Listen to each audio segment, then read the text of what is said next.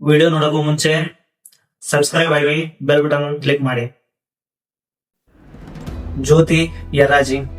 ಯಾರಿ ಜ್ಯೋತಿ ಯರ್ರಾಜಿ? ಕಷ್ಟದ ಹಿನ್ನೆಲೆಯಿಂದ ಬಂದ ಯರ್ರಾಜಿ ತಮ್ಮ ಕಠಿಣ ಪರಿಶ್ರಮ ಮತ್ತು ಪ್ರತಿಭೆಯಿಂದ ಭಾರತದ ಅಗ್ರ ಆರ್ಡರ್ಗಳಲ್ಲಿ ಒಬ್ಬರೆನಿಸಿಕೊಂಡ ಇವರು ಯಾರಿಗೂ ಗೊತ್ತಿಲ್ಲ. ಯಾಕಂದ್ರೆ ನಮ್ ಜನ ನೋಡೋದೇ ಬೇರೆ.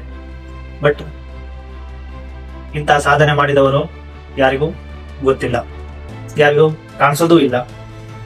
ದೇಶದ ಅತ್ಯುನ್ನತ ವೇದಿಕೆ ಮೇಲೆ ಚಿನ್ನದ ಪದಕ ಗೆದ್ದ ಜ್ಯೋತಿ ಯರ್ರಾಜಿ.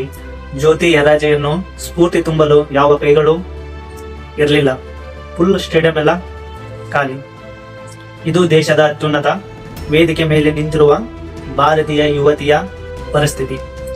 ಬೇರೆ ದೇಶದ ಆಟಗಾರ ಇಲ್ಲ ಸಿನಿಮಾ ನಾಯಕರು ಅರ್ಧಂಬರ್ಧ ಬಟ್ಟೆ ಹಾಕೊಂಡು ಬಂದಿದ್ರೆ ನಮ್ ಜನ ಅಂತ ನೋಡ್ತಿದ್ರು ಏನೋ. ಅಡ್ಡ ದಾರಿಯಲ್ಲಿ ಬಂದವ್ರಿಗೆ ಸಪೋರ್ಟ್ ಮಾಡ್ತಾರೆ, ಇಂಥವ್ರಿಗೆ ಅಲ್ಲ.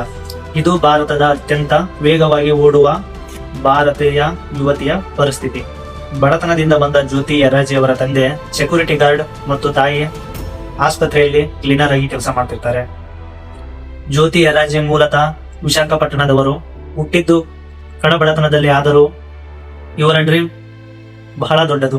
ಜ್ಯೋತಿ ಯರ್ರಾಜಿ ಅದೆಷ್ಟೋ ನೋವುಗಳನ್ನು ದಾಟಿ ಹೆಣ್ಣಿನ ಕುಲಕ್ಕೆ ಮತ್ತು ತಾನು ಹುಟ್ಟಿದ ಭಾರತ ದೇಶಕ್ಕೆ ಅನೇಕ ಕೊಡುಗೆಗಳನ್ನು ನೀಡಿದ್ದಾರೆ. ಭಾರತೀಯ ಟ್ರ್ಯಾಕ್ ಮತ್ತು ಫೀಲ್ಡ್ ಅಥ್ಲೀಟ್ 100 ಮೀಟರ್ ಹರ್ಡಲ್ಸ್ ನಲ್ಲಿ ಪರಿಣಿತರಾಗಿ ರಾಷ್ಟ್ರೀಯ ದಾಖಲೆಯನ್ನು ಹೊಂದಿದ್ದಾರೆ. 2022ರಲ್ಲಿ ಏಷ್ಯನ್ ಗೇಮ್ಸ್ ನಲ್ಲಿ ಬೆಳ್ಳಿ ಪದಕ ಗೆದ್ದವರು.